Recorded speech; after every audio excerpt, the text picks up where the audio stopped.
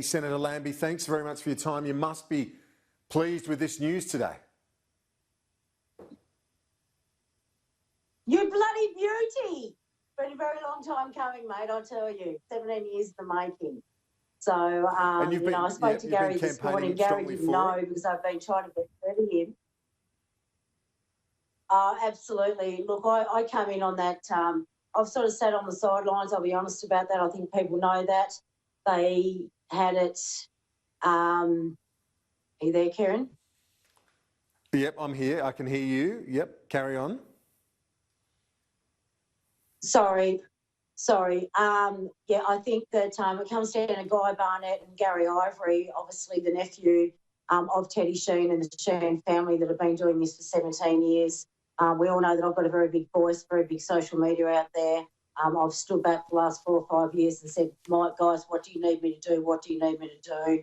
And in the end, they said, we really need you to get out there and we need you to do what you usually do and what you're good at and get it out there and get that VC across the line. And, so it's been a very big part. There's been a lot of people heavily involved in this, not just us three. There's been others as well. And you've got 500,000 Tasmanians down here that were backing that.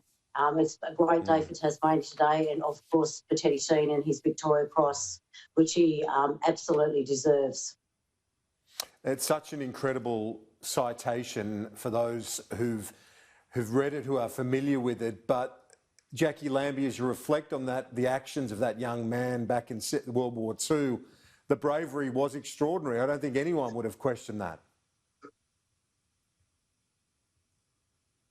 It was extraordinary, I'll tell you that much. He, they're saying he probably could have saved up to as many as 50 lives. He died doing that. He was told to get off that damn ship. He refused to get off it. He went back, he strapped himself to that gun, mate, and he just kept firing right till the end. And it took him out, but it saved many of his mates. And there are still those stories today. I've heard many of them over the last 3 months. That are still alive and that knew Teddy and seen what he did, and it's absolutely extraordinary. Why do you think it took so long to provide this level of recognition? I think the Honours and Awards Tribunal wasn't set up until 2011, 2012. If memory serves me right, they've already knocked back 12. So Teddy is the first one from past that's actually received a Victoria Cross. So it just goes to show just how difficult and how hard, and that you must meet all the criteria to actually receive that Victoria Cross. So I am very grateful. It's obviously Labor that put that tribunal in place, and I think that's a very, very good. I think that was very good of Labor. Look, I think we knew we had it in the bag a month ago. The Prime Minister wasn't so sure.